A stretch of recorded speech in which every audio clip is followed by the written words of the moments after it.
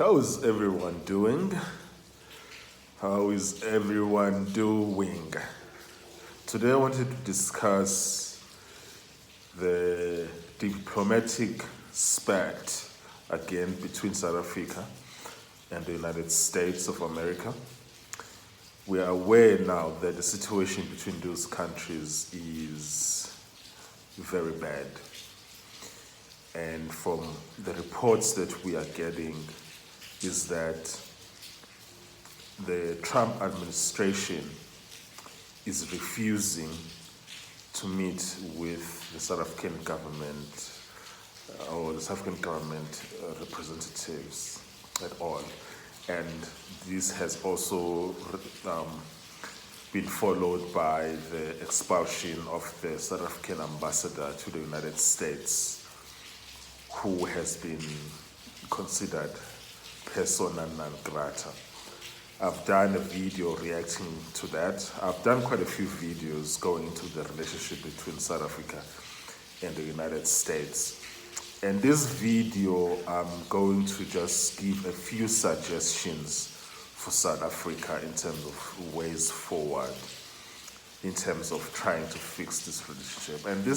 And for me, my assumption here would be that South African government realizes that they need the United States of America, that they need this relationship to work out. The United States of America is the third largest trade partner of South Africa. So it goes without saying that this relationship has to be fixed. And having followed the major news outlets in South Africa, and the analysts and political analysts and political commentators, journalists, even political parties who've been reacting to these developments, it seems to me that it doesn't seem like people really understand how influence work in Washington, D.C., or how it really works in the U.S. in general. And maybe it's because people just are ignorant in terms of how things work around here in Washington. And because based on the reactions and the comments that I've seen, like, it doesn't seem as if people understand what's going on. And there seems to be a fixation over the issue of official diplomatic channels between the two governments. And my mind, and I'm thinking, listen, these people are not talking to you. And so if they're not talking to you, you need to find another way to get your message heard. And there is a way to do that in the United States of America, which is legal. You continue to press with official channels, and then you also start working on back channels. And back channels also are often done through people who are legally appointed by government to work in the diplomatic core of the government, but now working through back channels and back relationships, but being known in that country that this person is on a diplomatic visa to the US or something like that. So also where there is no confusion that this person is pushing the interest of a particular country. The third option also is the issue of lobbying. And it doesn't seem, and I haven't had anyone talking about lobbying, and it doesn't seem like South Africans understand the importance of lobbying in exerting influence in Washington. And in order for you to do lobbying, obviously legally in the United States of America, you need to put these people who are your lobbyists on the payroll, and then you need to register them with the federal government as foreign agents. Yes, and that's what you need to do. Because if those people are lobbying policymakers, lawmakers, decision makers, and they are not registered as foreign agents, and they get caught doing that, they will be prosecuted and they will go to prison. So that you need to register them. And then once people are registered as foreign agents, then they can start doing the work that needs to be done, which is meeting lawmakers, senators, congressmen, governors, state senators, state lawmakers, like Congress. Like in every state there's a state congress. Yeah, those guys there, mayors, community leaders, business leaders.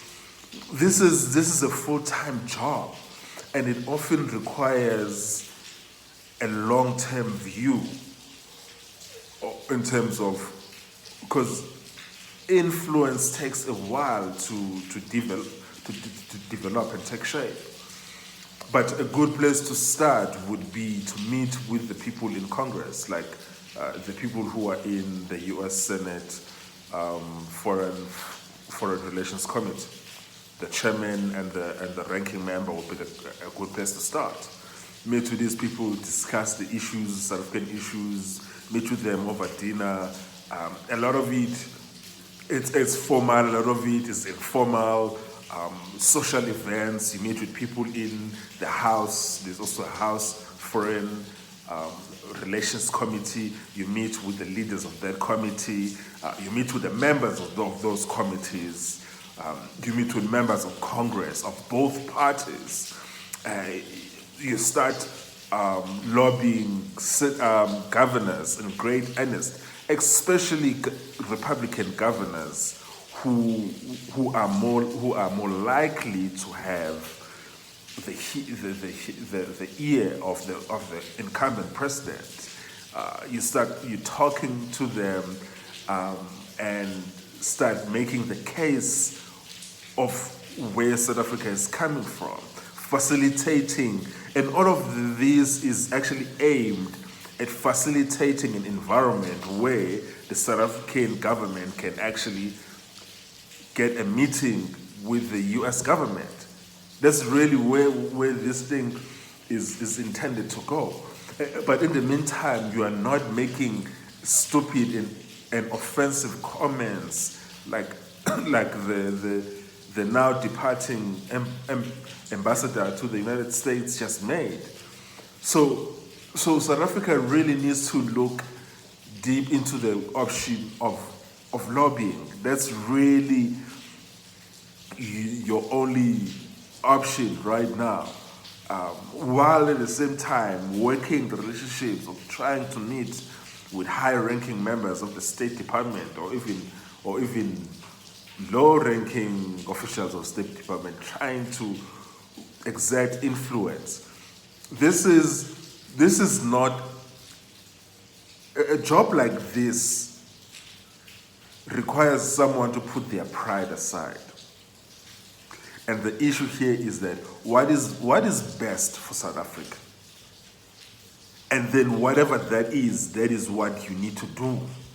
Put aside your pride, put aside your, I can't do this. You need to do whatever it takes within the legal framework of what is allowed in the United States of America by law, to push the interest of your country. That's really what is supposed to be happening. Instead of these meaningless squabbles and meaningless outrage that I find in South African media and politicians and South African government officials, where we are realizing, hey, these people are far from being effective at diplomacy. And they are far from being able to get any results at diplomacy. Because the US is playing chess and they are playing checkers. So really, which is why I'm at the place where I'm just saying that the strategy has to change. The strategy has to change.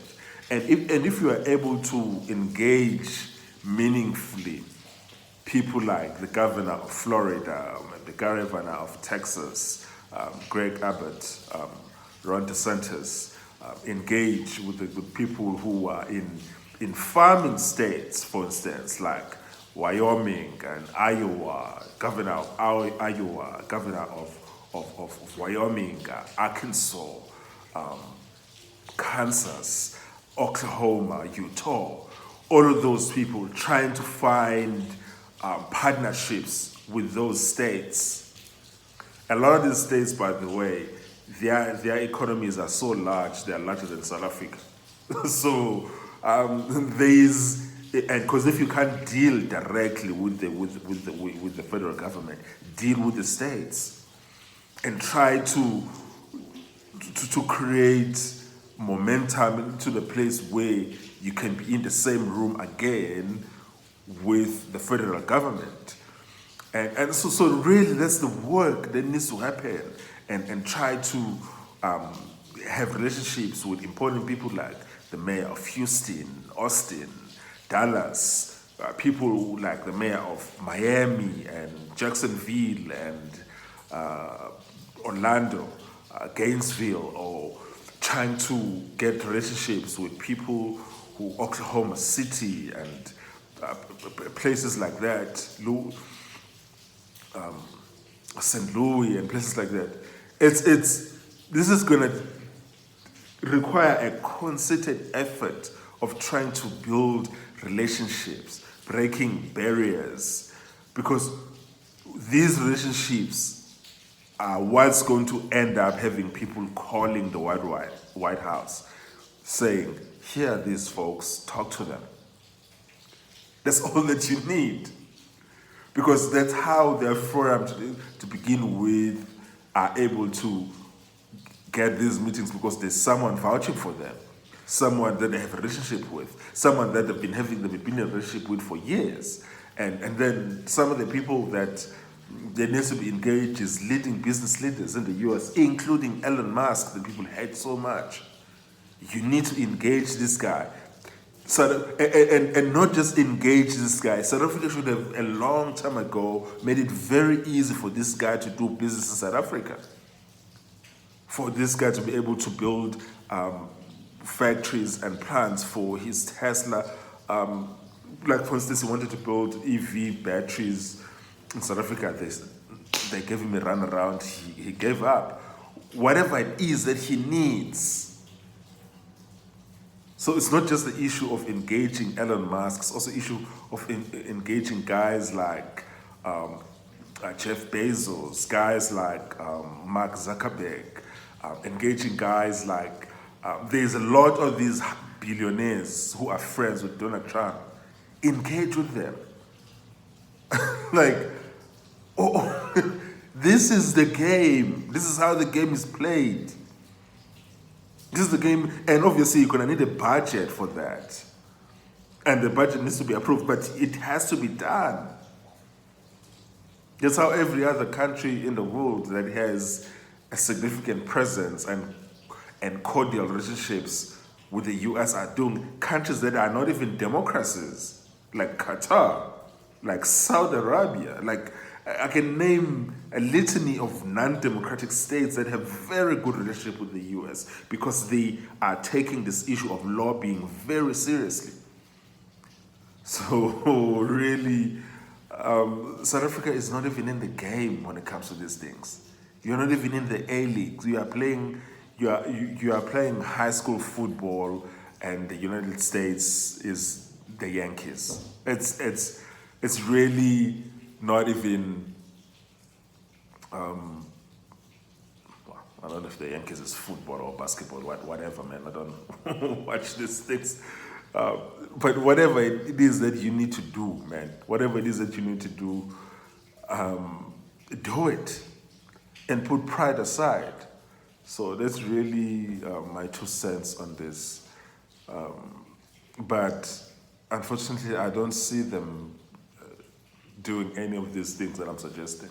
But this is what it's going to take. It's going to require relationships. It's going to require meeting with people, breaking bread with people, inviting them to your home, inviting them to South Africa, paying for their flights to come and have a look in terms of opening opportunities. Those are the things that need to happen.